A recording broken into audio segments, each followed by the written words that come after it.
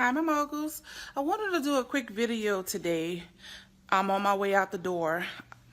I like lies, but I decided just in case I messed up on the cool and my children start screaming and hollering in the background, I can edit it. This video is really for those that's really interested going out there and starting a childcare business. The first thing I need for you guys to do for me is know your target, know your market, know this business. Whatever you thought you knew, I promise you it goes a little bit deeper than that. Get with an expert that can actually go behind the scenes with you on a day-to-day life in a child care facility. It's one of the reasons why I wrote my book called Childcare Chronicles. In that book, I talk about, first of all, what moved me into wanting to start a childcare business. Then I also talk about me transitioning out of a home childcare into a commercial setting. I talk about staff. I talk about clients. I talk about dealing with children. I talk about state. I talk about partnerships and competition. I mean, the list can go on. And my Chronicles Part 2 will be out 2019. So y'all keep an eye on that. And I got a treat with I got something coming out real big in the next few weeks, and I can't wait to share that with you guys. Well, back to the reason why I started this video. You have to know this business that you're getting in. In your business plan, you probably have set a goal of what you plan on spending to get your business up and going.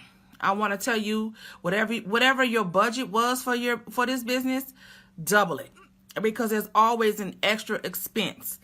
On the outside, what I call the childcare business a production. What the production that it takes to put together, I call it organized chaos. From the outside, people walking in, even clientele, everything looks so well put together. The kids look so organized, but people really don't know what it takes to get like that. It's organized chaos. And if anybody tell you differently, it's not the truth. We need to really do your homework on it. And what prompted me to say this, because she's not a client of mine, but I wanted her to be my client before it got to this point. She lost a daycare, and all because she really didn't know it's not the big things. We all know the big thing. It's the little things that get you in trouble in this business. We all know you need insurance. We all know you need to get licensed and regulated by child care licensing. We know these things. We know most of the minimum standards, but it's the little things that we forget, out of sight, out of mind, that gets us in trouble. Especially when here in Texas, we have what's called deficiencies. It's not, most people don't get in trouble for the big things. It's the little things, like properly submitting a background check, or once before they changed the minimum standards, you had to make sure that your staff and yourself get a background check ran on you every 2 years. When you already in the flow of things and you know you ran it, that's a situation that's out of sight, out of mind, and it's those little things that can get you caught up. I'm a product of that. I am guilty of that myself. But now what I do is every year, I don't wait for the 2 years anymore, but they bumped it up to 5 now, but I'm not even gonna play with licensing. What I do is every year in January, anybody that's employed with me, including myself, I just rerun their background checks. Just so I know that's my routine at the beginning of the year. So I didn't mean for this video to be this long, but the moral to the video is know the business. Know the business in and out. If you feel like you don't need to seek counsel, whether it be a coach, a consultant, or an advisor, get with someone that has experience in this business, because their experience can really save you on losing your business, saving you thousands of dollars, and heartache and pain. Most of the time when we start getting burnout in our businesses, when we start to feel like, is this for me? It's because it's lack of education in the business. And most of the burnout really comes in when you forget to delegate work. When you don't delegate that work, when you're wearing all the hats in your business, and I know as business owners, if I don't do it, it's not going to get done right. Well, I agree to a certain extent. This is why you hire people to help you get to stay balanced. If you hire the right people, and even it's not even about hiring the right people, it's training your people. They have to have training. Delegation is very important in your business. Even with me in my business, I have multiple assistants in each childcare location, including an admin assistant.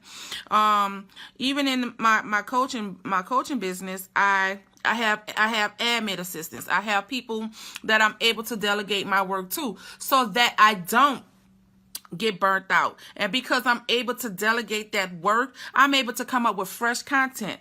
I'm able to come up with the verbiage that I need for the postings that you guys see on social media, because I come up with my content. I'm creating other entities. I'm actually about finished. Well, I got a little ways to go to finish Childcare Chronicles Part 2. Basically, most likely when Childcare Chronicles Part 2 come out, you guys get to see everything. I will really talk about everything that's happened behind the scenes from September of last year to this year. When I say I probably have enough content that can do 3 books, I might do a series of them. I may do that, but I guess by me delegating, I have time to actually come up with my content to do these things. And it gets me pumped up and more excited to where I'm not as burnt out, that I am refreshed, and I'm able to talk about it with you guys on today. So I think I'm going to go ahead and leave this video right here. If anybody have any questions about how to better delegate their work, or you need some guidance in your business, some coaching, listen, I'm here.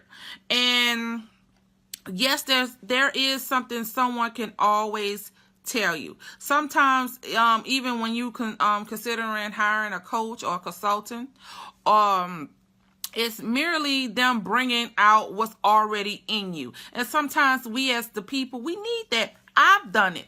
I'm still doing it. I'm actually going to see one of my coaches next week. I'm so excited to see Kane and Alicia. I'm very excited about that. And all that I do, I have more than one coach. And sometimes you outgrow your coaches, and it's all right to seek counsel elsewhere. It's nothing wrong with that. Even if it's just to have a phone conversation. Now listen, I just need to vent to you. I need to know if this is what I need. Sometimes you just need that talking. Now one might say you can go talk to your family.